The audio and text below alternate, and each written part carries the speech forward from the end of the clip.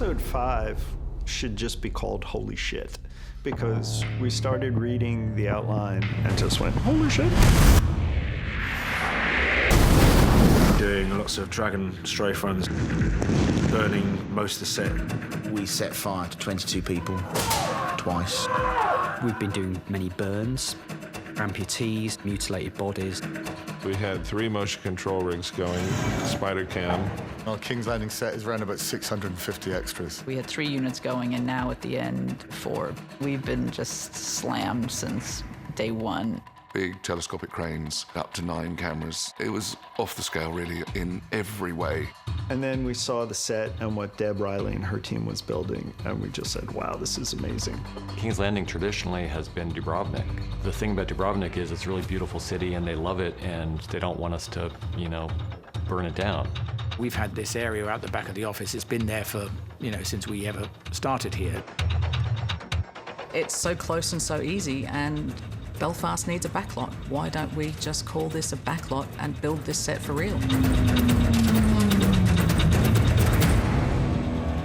There's no such thing as a set you can just walk onto and shoot when you're planning on destroying it. There was so much thought that went into every single section because it had so many requirements. While we were designing the buildings, we were designing the destruction at the same time. So for every lovely drawing of plans and elevations of the building, we had lovely plans and elevations of the buildings destroyed. It's not just a set that it stands there and people walk in and out. It goes through all these changes. We're going to see the plaza on Main Street all on fire. In order to supply all the flames, each building has its own manifold system that gets broken up into many, many different pipes to each window or doorway or roof. It's all kind of steel and hoses and cryogenic hoses and valves and normal valves and 2-ton gas tanks, 3-ton gas tanks, 5-ton gas trucks. It makes for a heavily propane-filled set. There wasn't a lot of time up our sleeve that we could take weeks to change the set over into a destructed stage. So Tom Martin, our construction manager, came up with a genius idea of building the set in its destroyed stage first and then cladding it so that it was perfect to begin with. No crew member that wasn't there during the build process had any idea that the destroyed version was sitting underneath waiting to be revealed. I took a little video for myself on my phone of the back streets, not even the main drag, the lanes, the offshoots, and the aged doors with tear stains of rust running down them. It absolutely looks like it's been there for hundreds and hundreds of years. So there's loads of details. There's cornices and pillars and friezes, corbels all over the set. There's been a lot of scenic sculpture. We did a quite large relief plaque with the letter D quite prominent, both Dan and David. So we had 2 of them, obviously. From a set deck perspective, Deb wanted an authentic sort of place, so the shop fronts, in the colour palette, all the doors, all the studs, all that sort of detail. We wanted as real as possible. It's shocking when you go behind one of these doors and you see scaffolding, because you really think you're in these places. Nicola and I said the other day, we'll never be on anything that is this vast ever again. They've built Croatia, and not like a street, they built like 17 streets and alleys. It has its drawbacks because it's right in the middle of the city. The King's Landing set was sprawling within Belfast within view of a number of raised buildings. We had an unprecedented number of drones, paparazzi attention, people just following the show around and trying to get a sneak peek. What we didn't want them to see was get the view looking down the King's Landing street. So we stuck up a 5-high container wall, and that problem died down pretty quick after that. One of the great things about going to Dubrovnik was there was a reality there that it was impossible to recapture with a set. And this year, Deb recaptured that reality with the set. It felt like you were wandering through Dubrovnik, but we were in Belfast. We were in a parking lot across from the Harlan and Wolff cranes. It was just, her crowning achievement. Free Charlie, take the email. 3, 2, 1, action. There's something you need to know. Someone's betrayed me. Yes. We enter into 5 with a broken Danny.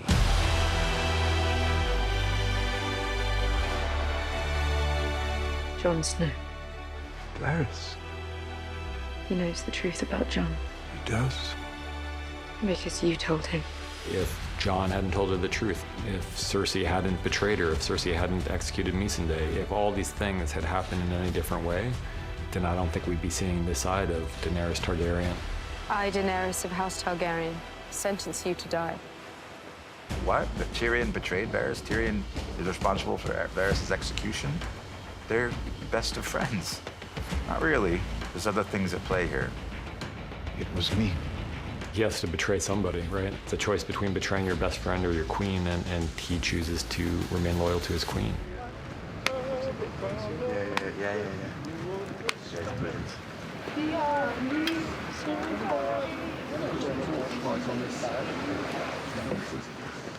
Boom, just chilling with the harmony, babe. That was very nice. That was good. They were the harmonizers. Okay, here we go, guys. Shooting. C marker. Action! It was scripted that he puts his hand up to touch Varys. What Connolith did that I really, really liked is his reaction, which was shock. He did that this one time, and I said to him, why did you do that? He said, well, he's never been touched before. And it was cool, and it was just suddenly like, wow, okay, it made lots of sense. It was like suddenly he was being touched, and this is not a man who's ever been touched. Well, it was one of the first scenes we shot. We got to a certain point, and then it started raining, and it started pouring, and then basically the only time I've ever been on Thrones where we got shut down because it was torrential rain.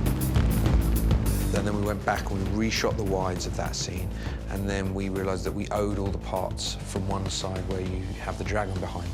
So basically, it was shot over 7 months, and each time, poor Connolith had to kind of show up again. Varys had to just stand there going, okay, I guess I'm dying again. Dracarys. We thought it was important in the Siege of King's Landing that the good guys not be good guys anymore, and that the lines between good and bad and right and wrong get erased. We mirrored a lot of the Battle of the Bastards shots, but instead of having the Boltons be the invading army, we had the Allied troops. There's a shot that pulls up behind Jon and reveals the Bolton army for the first time in Battle of the Bastards. We did the same thing, but from behind the leader of the mercenary group. What we need to understand as an audience is that these people have come here for blood.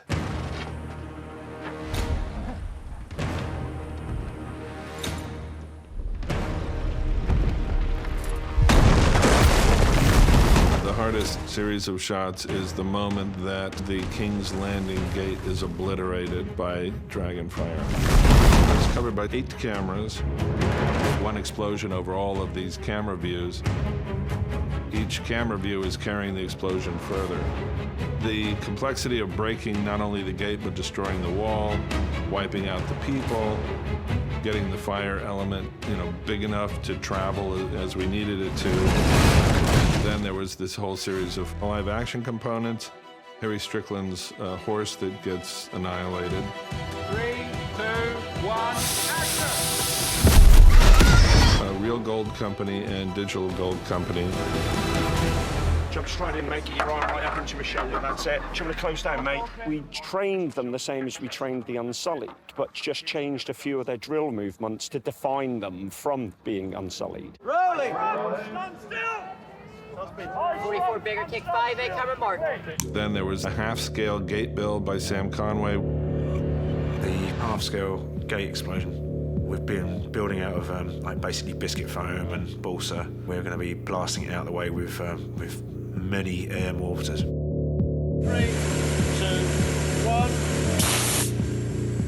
1. So basically, what the idea is to achieve a 60-foot explosion coming out of the centre of the gate, and also some flame bangs too.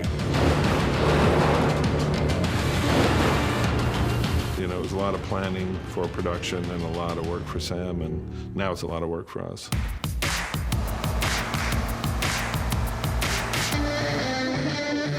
Don't fall on him. Don't drop the fire extinguisher on his head.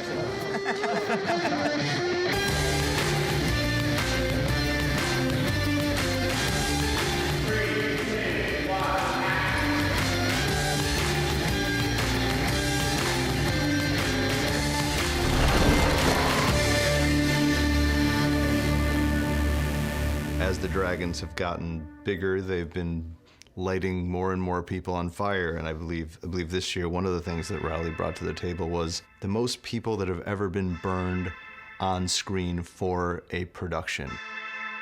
Yeah, you good with that? Yeah, that's fine.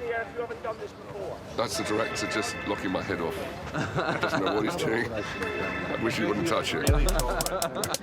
The 22 burn is actually 44 burns. It's 2 halves, and 5 of the 22 were full burns but with no masks. When the time comes and the call's given, there's a process of getting them ready. They're all wearing 2mm wetsuits, covered with 3 layers of Nomex race underwear, soaked in Zell gel. On top of that is a race suit, covered with a boiler suit, and then a costume. And then they have silicone masks on and gloves on. What we essentially did was we lit the 5 guys manually, and then we detonated 17 Tamars, which are basically gas camping canisters inside metal cages, and they create a 15-foot fireball. 3, 2, 1, action. 17 poppers go off amongst all the full fire jobs, yeah? Then 3, 2, 1, action. Everybody reacts forward. The full burns go on the A of action. The partials go on shun. These guys go after I've finished saying the word action. Okay, so we get a tiny ripple effect. We'll do a rehearsal. When he first lit me up, my trousers are quite baggy, so they've spritzed me with IPA, so there's some fumes in there. I remember bending over, and they lit me, and it just went. I thought, God, that's hot. I'm hot already, and we've not even started to count down yet. We're rolling, guys. Rolling, rolling. Have a good one, boys. 3, 2, 1, action! 3,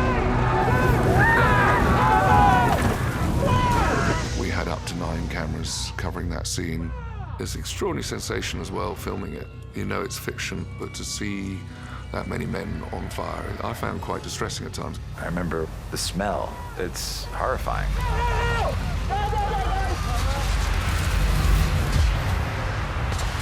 And then we put them all out. So for 22 people, we had 22 other people with fire extinguishers, plus another 6 people with fire extinguishers backing all of that up. So it's a big deal. 3, 2, 1, fire! We have our initial destruction, which is the dragon comes in, blows shit up, says very clearly, this isn't going to end well for you. In come the Allied forces, and they take out the Lannisters. And the audience go, yeah. Once the Lannisters surrender and the gates have been blown open and the Golden Company has been dispersed, the battle's over. And Jon feels like that's quite clear. They did it. They did the impossible. This is a bloodless coup. It's out of Cersei's hands. You cut to Cersei, you see her. You cut to Tyrion, realizing this is an opportunity. This is the moment where the bells can ring and we can call all this off. And then you go to Dany. She feels empty. It wasn't what she thought it was. It's not enough.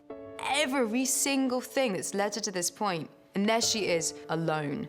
We've all got this part of us, that part that goes, I'm gonna put that chocolate cake down, and I'm gonna walk away. We come up against those moral conundrums all the time. I'm not saying chocolate cake is a moral conundrum. Eat as much cake as you want, but those things that you wrestle with in yourself. She knows she has won this war. It's in that moment when she makes the decision to make this personal. It's one of my favorite Emilia performance moments because it took place on the back of like a giant green dragon buck without a real thing anywhere in sight. Emilia's really nice and she cares. She's a whole bunch of things that Dany isn't. So reaching this part of Dany was a tough call for her.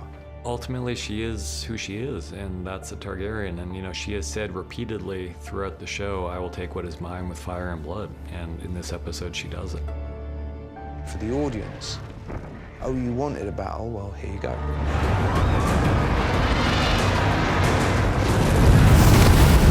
Drogon's fire blasting does a lot of damage. I mean, he's not Godzilla, but we're heading in that direction. Cameras rolling, effects are hot. We're set on 3, 2, 1, fire. We create a lot of interactive light for Dragonfire.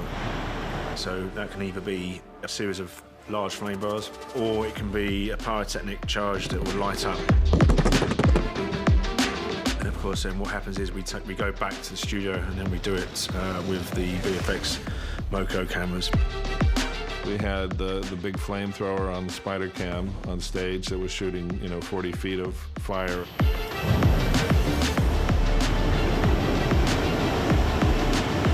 And then we do also the impacting on the ground. We do that as a half-scale model shoot, pyrotechnic charge that goes along.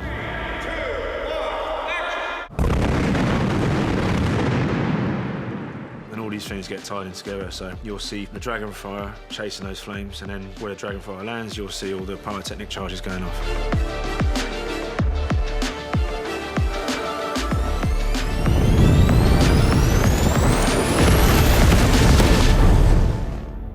The place when she takes off and starts burning the city, and when the Unsullied on the ground and the Northmen on the ground take that as their cue that anything goes. That should be enough, guys, but it's not. Just up ahead, everyone looking up, you can see the dragon coming down, and it fires on the city. And go Grey Worm. There's a moment when we see Grey Worm taking out his enemies when there's no need to do that. The way we described it in the screenplay was that he's become almost an angel of death. He's just gone back to being like this kind of traumatized robot. There are a lot of people lurking in the background. See if you can find Aaron Rodgers. I was helping a woman who was injured, sat her down, and then the hell with her. I'm getting out of there. So struggle, and then less struggle, Guys, wrong place. The beheading came from the idea to take the audience to a place where they felt that they shared the bloodlust of the Starks, so they wanted to see these people get creamed, and then to give them what they wanted and show them with no mercy the horrors of war.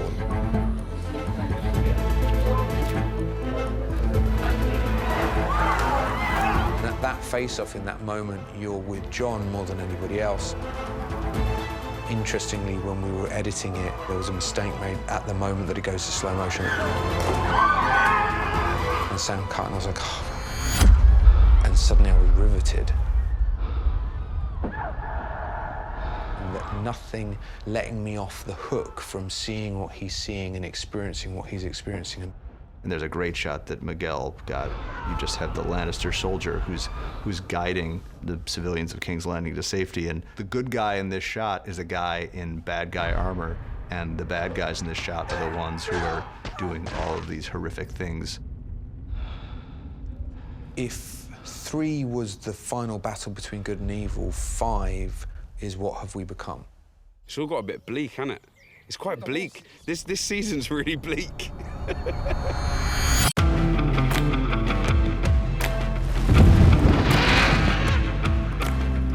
If I win, I'll bring your head to Cersei so you can kiss her.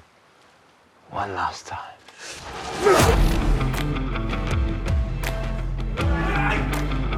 Finally, after 15 years of being colleagues, I've given 2 days to kick his ass. The time for gentlemanlike fights are over. The idea was it was a slugfest. It's gonna be very funny for Denmark because 2 of their actors are gonna fight it off. The Dane Bowl. It's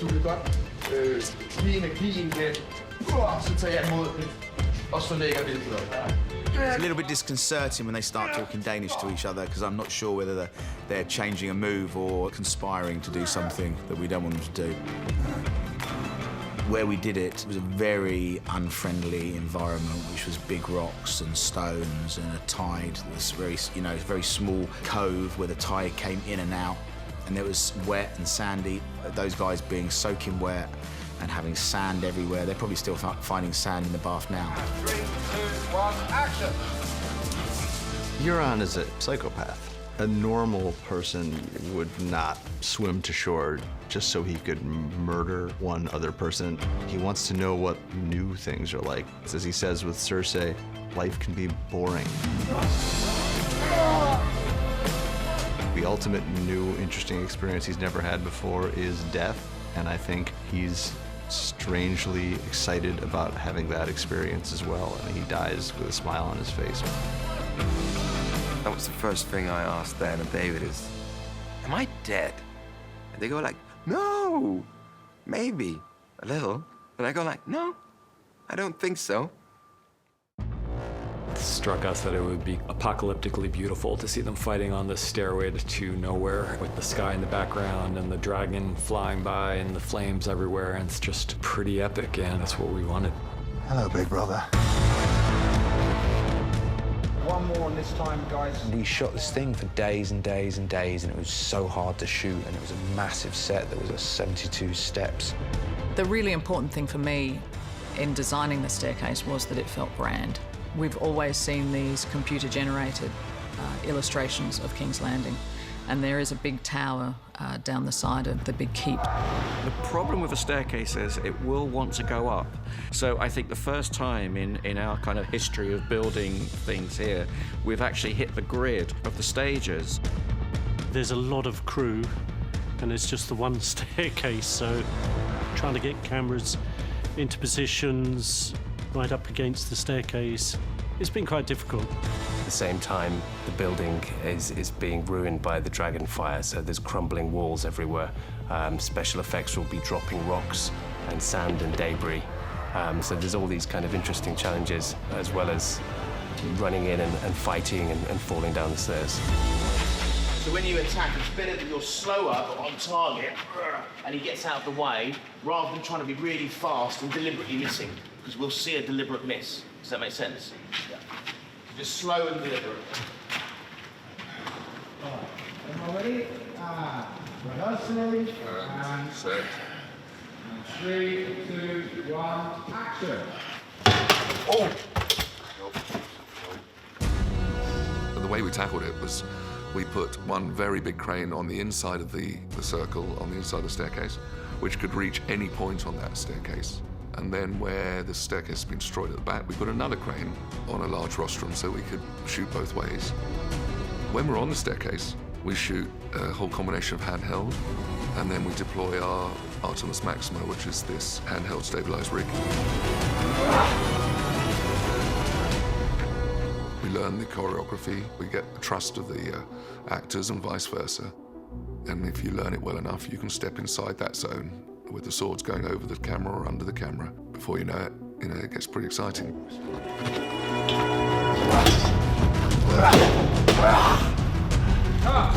Yeah, that fight was brutal. It's brutal to watch, but it's brutal to shoot as well, because for Hafthor, he's wearing so many prosthetics. Hafthor had to wake up at midnight to get ready for an 8 a.m. call. 7.5 hours of makeup, and then he had to do a 10-hour day. They were hard. They were hard work. When we read the scripts, we realised that there's this big reveal. And another step, out, kit, just pull it off. So the last time we'd really seen Mountain from the hands of our work was season 4. He was lying on the slab and he had this whole rotted, kind of ulcerated area on the side of his torso. So that was really the only springboard we had to the design. They kept referring to him as Franken Mountain. And we just came up with this kind of putrid, almost porcelain-looking, it was this Frankensteinian-looking figure. Hafthor won World's Strongest Man this year. We got him really late because of that as well. So we basically used his strength to throw Rory's character around, and he had a really big day where literally he spent the whole day being thrown into walls. This isn't a trained stuntman. This is a guy that smashes stuff up. And 3, 2, 1, smack him against the wall. Cut. Rory was like, I mean, sometimes we thought he was dying on the stairs in between takes, literally. Everyone okay? For a big man, you're very gentle.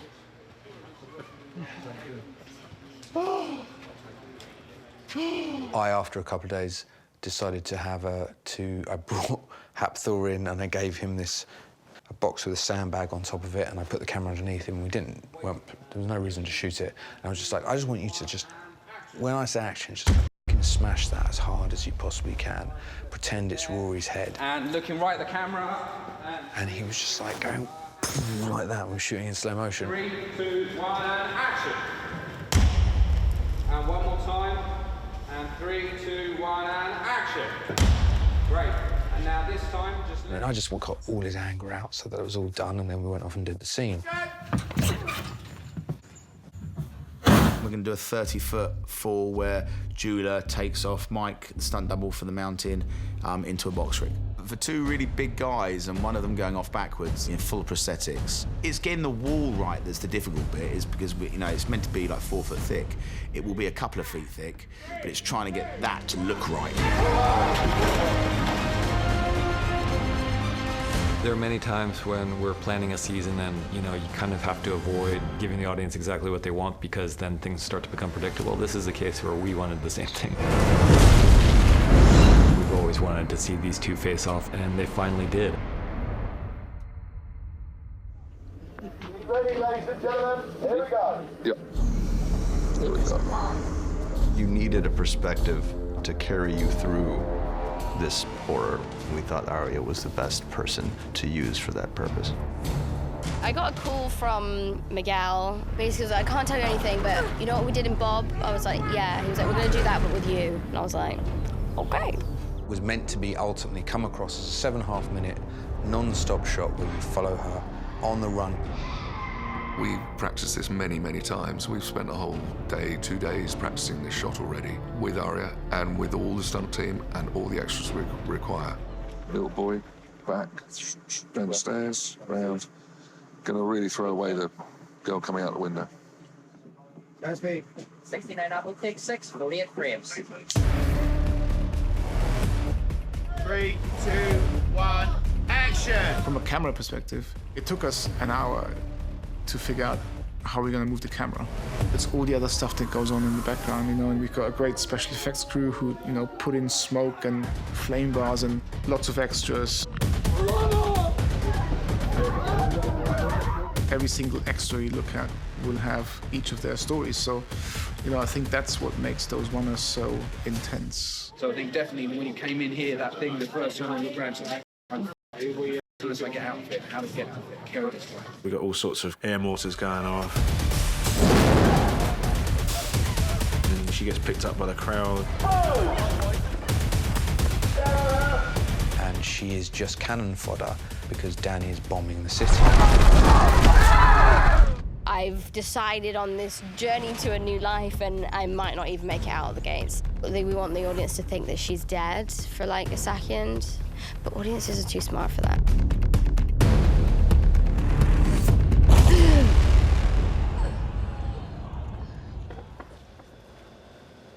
There's an element of luck in these things as well. We need everybody to get a little bit lucky at the same time. We're setting people on fire during it and putting them out during it. If I miscue it or not cue it quick enough, it doesn't work.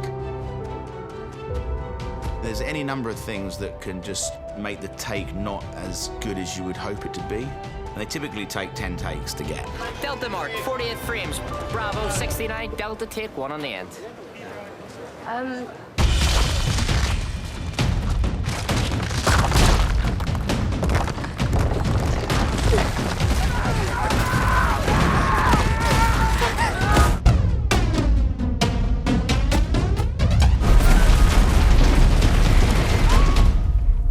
The journey that Aria's taking, heavily inspired by the firebombing of Dresden, because what it needs to look like is the firebombing of King's Landing.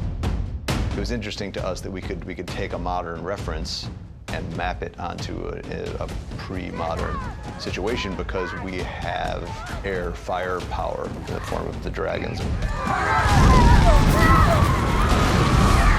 If you see some of the photographs, the terrifying photographs of not just the level of destruction, but there's people walking to work the next day with decapitated heads lying on the ground. It's a terrifying, terrifying thing. She's seen some awful things, but this is like mass destruction, and it's pretty sickening even for the strongest of people.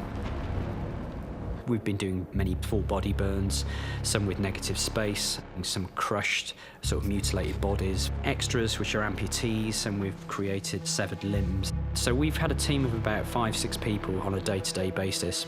And on some days, Miguel will say, right, I need these guys to have some head injuries, this guy's got his throat slashed, this guy's going to be really badly burnt. So suddenly our guys just pile in, and we've just got this big jigsaw puzzle of pieces that we've got in our arsenal, and fortunately it seems to have worked out. Now I've got one of my girls walking along and she's got a handful of intestines, and we've got amputees, bless them. And then you make the ends of the limbs that they have look horrible, and then you make trails of blood where they meant to have thing, and they're screaming horribly. But when they cut, someone's walking around with a box of ice lollies and going, do you want an ice lolly? And it's like, nah, I'm all right. What we do for a living is a bit surreal at times, you know.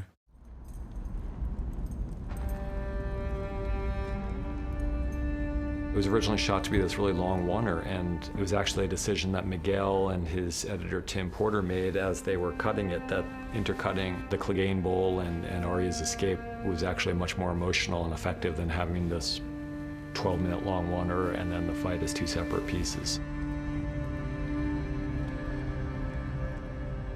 All she's left with is the sound of burning people and the smell of burning flesh. And she sees a white horse because it's symbolic and beautiful. And then she hops on and gallops off and makes it out of the city.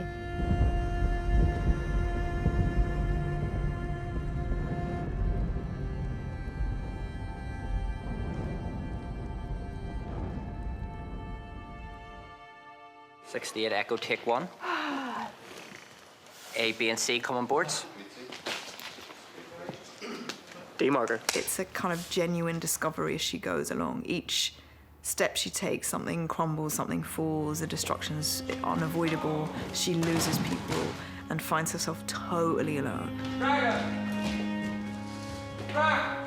The thing that he has with his sister, which is absolute unconditional love.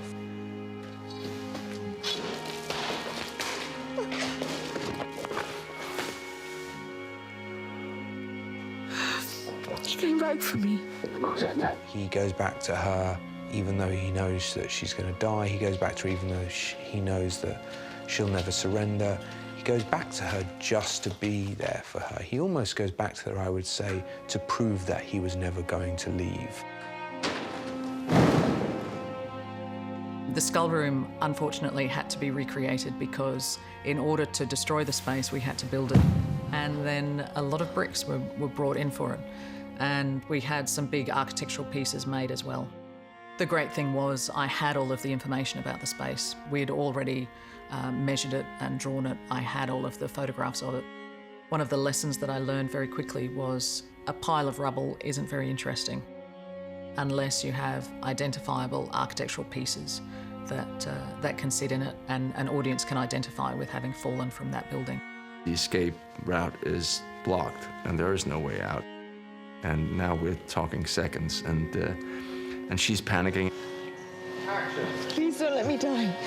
Please don't let me die. I don't want to die. Jamie, please. Look me in the eye, don't go away. Please don't let me die, not like this. Look at me. There's a helplessness from both of them and a sense of loss that is the strangest feeling to experience with them because, you know, Cersei is one of the most horrendous characters committed to film, and yet somehow at the end she's just a girl and she's just scared, and he's there to comfort her. Just look at me. I don't want to die. Nothing else matters. Just us. Only us.